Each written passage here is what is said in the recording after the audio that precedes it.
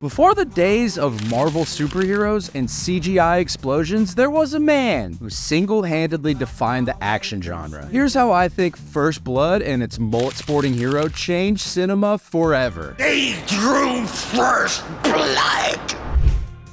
You suck, you jackass!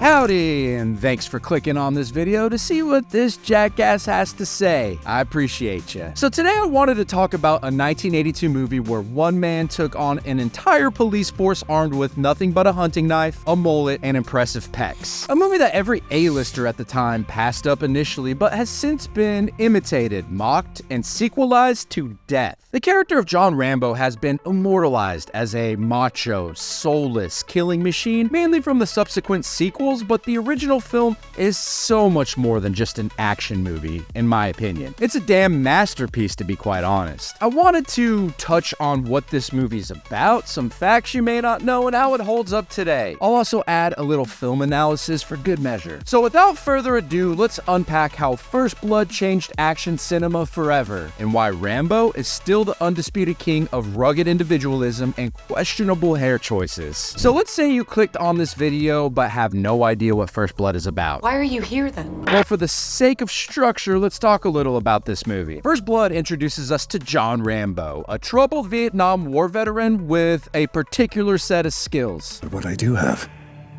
are a very particular set of skills. The story kicks off when Rambo strolls into the small town of Hope, Washington, looking for an old war buddy. Unfortunately, he learns his friend has passed away from cancer, leaving him as the last survivor of his unit. Things quickly go south when Rambo encounters Sheriff Will Teasel, who takes an instant dislike to our scruffy-looking hero. Teasel, not one for hospitality, arrests Rambo on some bogus charges and roofs him up at the police station. This treatment subsequently triggers Rambo's PTSD, causing him to snap and make a dramatic escape. Now on the run, Rambo heads for the hills, quite literally. He takes to the forest where his Green Beret training kicks in. The sheriff and his deputies, not realizing they're dealing with a highly trained war hero, launch a manhunt that goes horribly wrong. One of the deputies falls to his death while trying to take out Rambo from a helicopter, which then escalates the situation. As the pursuit intensifies, Rambo's former commanding officer, Colonel Troutman, shows up to try and defuse the situation. He warns the local law enforcement that they're in way over their heads, but Teasel, fueled by pride and anger, refuses to back down. The conflict escalates into a full-blown war between Rambo and the entire town. Rambo outmaneuvers his pursuers at every turn using his survival skills and guerrilla tactics. The situation reaches a boiling point when Rambo returns to town armed to the teeth for a final showdown. First Blood was directed by Ted Kotcheff, and it came out in 1982. And if you haven't seen First Blood, what you need to do is pause this video, go watch it, and then come back so we can talk. It's under an hour and a half, so it's the perfect length in my opinion. There are many things to like about this film, but to me, it stands out as a much more than typical action movie due to its nuanced portrayal of PTSD and the challenges faced by Vietnam veterans upon returning home. Stallone said he took on the role because he felt vets weren't getting treated fairly. I looked at this and I went, wow, this is amazing. This is a man who's at war unwittingly and unwillingly with his own country. It's like I saw this as the Frankenstein monster. They built him and then he turns around. But he draws the line. In the book, Rambo was a savage, complete sociopath and psychopath, and had to be put down. And I felt that's really not the right portrayal of our servicemen. So what this film does is it delves deep into the psychological trauma experienced by soldiers, showcasing the lasting impact of war on their mental health and ability to reintegrate into civilian life. Something that really hasn't changed much to this very day. Sylvester Stallone is actually fantastic in this movie as he delivers a powerful performance as John Rambo. And there's one scene in particular in the film's climax where he breaks down and opens up about his experiences. His monologue about his friend who died in Vietnam is especially moving as it reveals the raw pain and survivor's guilt that many veterans carry. I did, and I'm trying to pull him off, and it's my friend that's all over me. He's got blood and everything, and I'm trying to hold him together. I put him together, his fucking insides keep coming out, and nobody would help.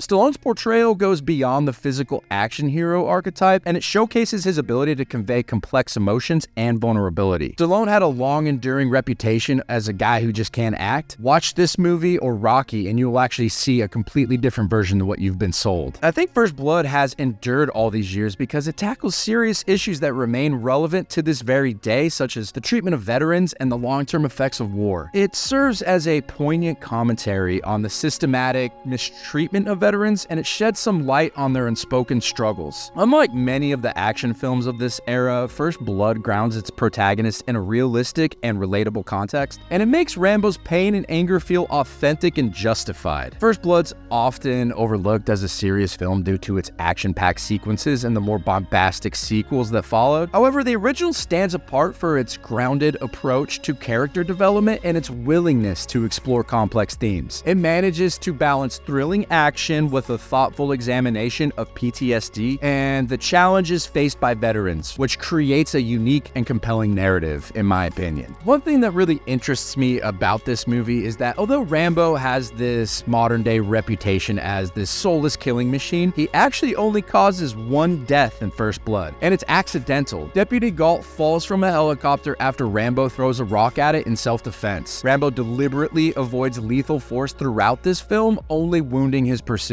Yeah, the victims in the other movies aren't so lucky. This movie originally had a much darker and nihilistic ending, with Rambo dying, which matches the novel it was based on. The ending was filmed, but scrapped after test audiences reacted extremely negatively to it, and Sylvester Stallone pushed to change the ending to make Rambo more sympathetic and leave the possibility open for sequels. But he also allegedly hated it as well and thought it was a terrible message to send to veterans that the only path to normalcy is to just end it all. The movie was apparently a cursed project before Stallone signed on and had been turned down by at least 11 major players in Hollywood at the time. Some of the most famous names who were offered this role but turned it down were Al Pacino, James Garner, Paul Newman, and Clint Eastwood. James Garner in particular turned it down because he thought it portrayed veterans in a negative light. First Blood also has many behind-the-scenes stories, such as Stallone breaking a rib as he falls down during that tree scene, and 50 grand worth of firearms modified to fire blanks were stolen from the set and never recovered. And that large piece of rotten canvas that Rambo uses as a prop, it was actually found by the crew during production, and Stallone actually kept it and still owns it to this very day. In the end, First Blood isn't just a tale of one man's struggle against a world that's forgotten him. It's a cinematic grenade that exploded onto screens, leaving audiences shell-shocked, and action movies forever changed. Sure, Rambo may have single-handedly decreased the shirt budget for action films by at least 90%, but he also gave us a hero who was more than just muscles and mayhem. The structure of this movie has been mimicked ad nauseum, from stoic badasses like John Wick and Jack Reacher to movies like Nobody, Commando, and Rebel Ridge. The "you messed with the wrong guy on the wrong day" trope has entertained and endured us for years. So going back and watching this movie, it has the perfect pacing coupled with an intriguing and original story at the time. I give the story 4 out of 5 stars. As for the technicality,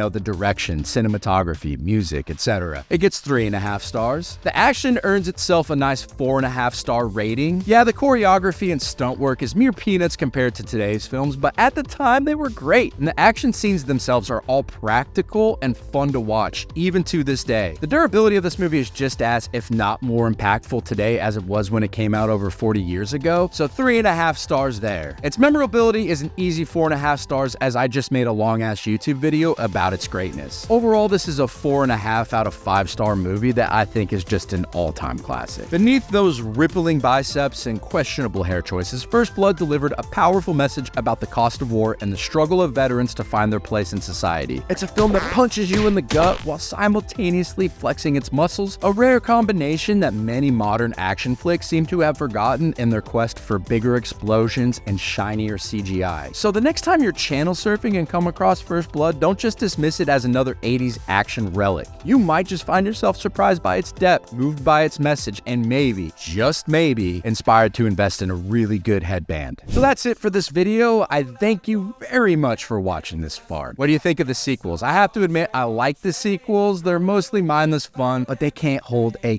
candle to the impactful and nuanced film that kicked things off. If you like what you've seen here, give it a like and subscribe. You'll only be partially disappointed. it, I promise. As always, the opinions in this video are mine and mine alone, but what do I know? I'm but a mere jackass. I'll try to do better next time.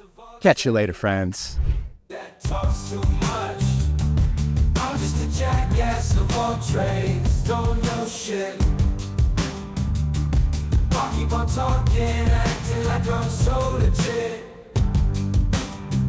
From politics to sports, I'm spouting.